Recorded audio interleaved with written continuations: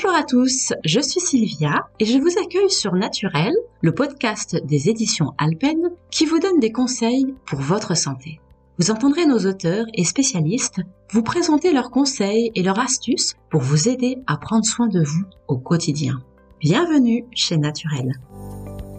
Véronique Chawat, bonjour, je suis ravie de vous accueillir aujourd'hui.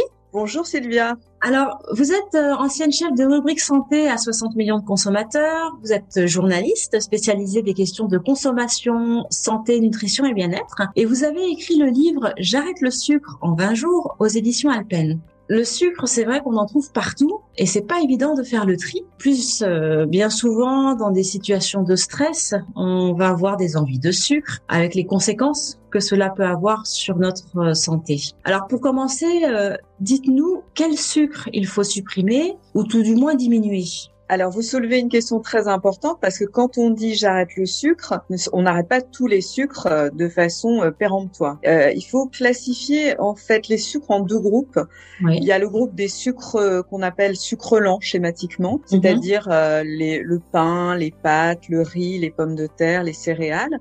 Donc ça, c'est le premier groupe. Et le deuxième groupe, c'est les sucres rapides, c'est-à-dire bonbons, chocolat, viennoiserie, pâtisserie. Et c'est ce groupe-là qu'il est important de diminuer. On va pas dire supprimer pour pas affoler les gens parce que effectivement, comme vous le dites, on en trouve partout et c'est un aliment plaisir, donc il faut pas non plus être tout le temps dans la privation. Mais ce groupe-là est très important de maîtriser parce que il peut, quand il est consommé en excès, provoquer de nombreux dégâts pour notre santé. D'accord. Alors justement, pourquoi est-ce que c'est vraiment important de faire attention à ce sucre-là ? On sait effectivement que le sucre fait grossir, qu'il peut causer du diabète, mais est-ce qu'il y a d'autres raisons ? Alors oui, vous disiez il fait grossir et il peut causer du diabète. En fait, dans un premier temps, le sucre, l'effet principal, c'est le surpoids. Il provoque un surpoids quand il est consommé en excès. Et ce surpoids débouche sur d'autres conséquences pour la santé, des conséquences assez graves sur le long terme. Alors, effectivement, vous parliez du diabète, vous avez tout à fait raison, mais on s'est aperçu, selon les recherches, qu'il y avait énormément d'autres maladies déclenchées par un excès de sucre, c'est-à-dire des maladies cardiovasculaires, le cholestérol contre toute attente, puisqu'un excès de sucre peut se transformer en gras dans le corps et provoquer du cholestérol. Le cholestérol peut provoquer des maladies cardiovasculaires. Il y a énormément aussi de maladies autour des yeux, le diabète qui peut atteindre les yeux, etc. Et il y a une nouvelle, ça fait une dizaine d'années qu'on l'a constaté, une nouvelle maladie qui est assez préoccupante qui s'appelle la maladie du foie gras, la NASH. C'est en fait l'équivalent de la cirrhose du foie pour les personnes alcooliques et c'est un excès de sucre dans les cellules du foie qui peut être très dangereux et dégénérer parfois en cancer. Et on s'est aperçu aussi, en dehors de tous ces effets santé, qu'il y avait des recherches qui prouvaient que le sucre nourrissait les cellules cancéreuses. Donc il y a peut-être un lien, alors il n'est pas encore clairement défini, mais on s'achemine vers ce lien-là entre sucre en excès et cancer, et aussi entre excès de sucre et maladie d'Alzheimer. Donc c'est pour ça qu'il faut vraiment garder ça à l'esprit, pas faire une fixation et tout supprimer d'un coup, mais garder ça à l'esprit pour comprendre que le sucre en excès est vraiment un problème. Effectivement, on voit que ça peut être assez dangereux, mais pourquoi est-ce qu'on devient accro au sucre ? Alors c'est très simple, l'addiction au sucre est très courante parce que cet aliment c'est un aliment plaisir comme on l'a dit, mais c'est aussi un aliment qui active le circuit de récompense du cerveau et donc quand on commence à en manger, c'est très difficile de s'arrêter. Certains scientifiques, alors il y en a d'autres qui sont contre cette appellation, mais beaucoup s'accordent pour dire qu'il existe une vraie addiction au sucre. Il y a d'ailleurs même un chercheur qui l'a montré, un chercheur du CNRS qui est addictologue, qui l'a montré en 2007, à travers une expérience auprès des souris, il a constaté que les souris étaient plus attirées par le sucre que par la cocaïne. En fait, dans son expérience, il a donné 2 verres remplis de cocaïne, un verre rempli de cocaïne et un autre de sucre, et les souris étaient attirées plus par celui qui contenait le sucre. Donc déjà, ça prouve que c'est vraiment une addiction. Et d'ailleurs, ça a les caractéristiques de l'addiction. On a envie d'y revenir, on n'arrive pas à s'arrêter. C'est vraiment comme une addiction. On est prêt à tout pour en avoir, etc. Donc c'est vraiment comparable. D'accord. Alors du coup, la question, si on veut diminuer le sucre, quelles sont les grandes règles à respecter ? Alors, diminuer le sucre, c'est tout à fait possible. Il faut surtout pas se placer dans une optique non. Alors moi, je n'y arriverai pas, etc. Tout le monde peut y arriver. Alors déjà, dans un premier temps, il faut essayer de prendre conscience de sa consommation, ce qui n'est pas toujours facile, parce que tout ce qui est produits sucrés, on les consomme un peu machinalement. C'est-à-dire quand on va, je sais pas, être sur son téléphone, on a un petit creux, on va piocher dans la boîte de chocolat, etc.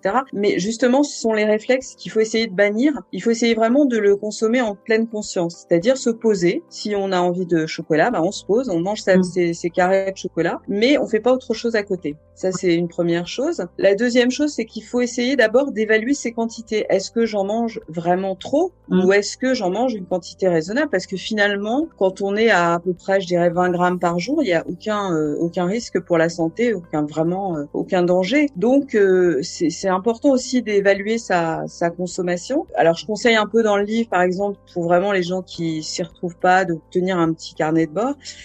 Mais globalement, quand on commence à noter, à écrire et à prendre conscience des quantités qu'on ingère, on a tendance à être un peu effrayé parce qu'on constate qu'on est toujours un peu dans l'excès. Et donc, c'est un moyen de se dire, la semaine prochaine, au lieu de manger une tablette, je vais manger la moitié de la tablette, et diminuer progressivement. Donc ça, c'est très, très important de commencer comme ça.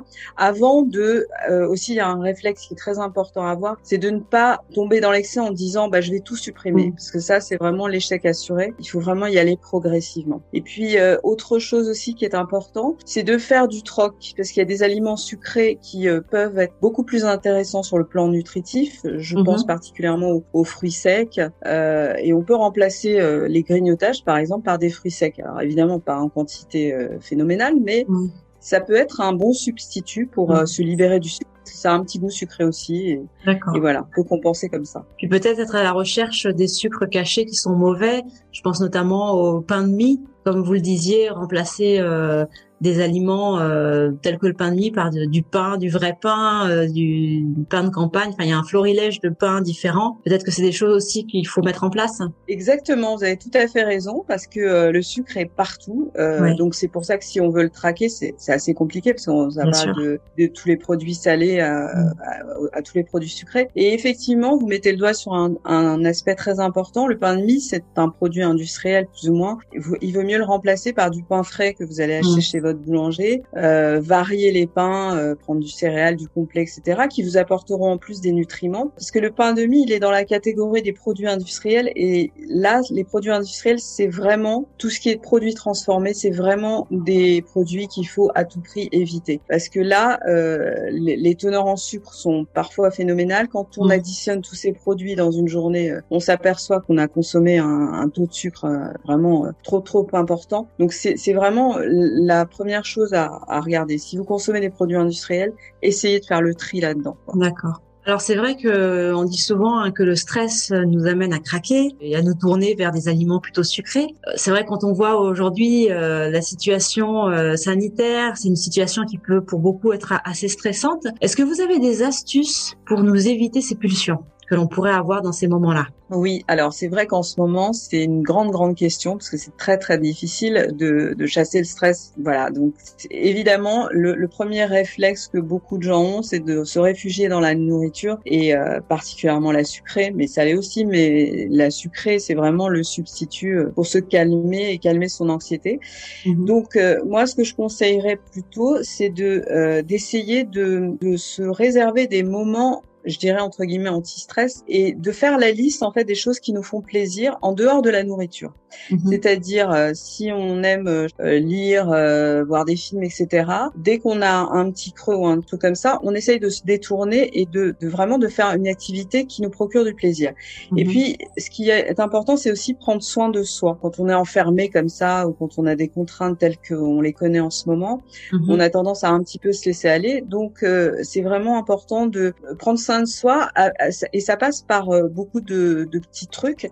Par exemple, se faire des bains chauds avec des huiles essentielles qui pourront vous détendre et vraiment évacuer le stress. Ça peut être aussi aller, pourquoi pas, si vous avez les moyens, en institut, s'offrir un soin de visage, aller se faire un massage. Tout ce qui peut vraiment vous donner la possibilité d'évacuer tout ce qui est tension, anxiété, etc. Un massage du dos, par exemple, c'est quelque chose qui vraiment procure énormément de bien-être. Et alors, il y a aussi en ce moment un aspect que les psychologues évoquent et qui est assez intéressant, c'est le fait de prendre soin aussi des autres. Il y a des psychologues qui conseillent en ce moment de faire des choses qu'on n'a pas l'habitude de faire, par exemple du bénévolat. Alors, je sais pas, ça peut être passer un coup de fil à une association et demander d'appeler des personnes isolées, âgées, ou pourquoi pas regarder autour de soi si on n'a pas des voisins qui sont seuls et qui ont besoin de parler. Et c'est d'essayer d'apporter un peu ce bien-être à des gens. Et quand on fait du bien aux autres, finalement, on se fait du bien aussi à soi. Ça peut être très intéressant pour, en ce moment, traverser cette période. Et donc tout ça, ça mélangé fait que vous allez forcément détourner votre attention de la nourriture et donc penser à autre chose. Ça fait que ça va être beaucoup plus facile de ne pas se ruer vers les produits sucrés. Eh bien, merci beaucoup Véronique pour tous ces conseils, pour toutes ces astuces. C'est vrai qu'on en a besoin particulièrement en ce moment. Absolument. Ouais, donc, je le rappelle, on trouve beaucoup d'autres conseils dans votre livre J'arrête le sucre en 20 jours aux éditions Alpen. Voilà. Merci encore. Et puis, merci à vous. À bientôt. À bientôt. Au revoir.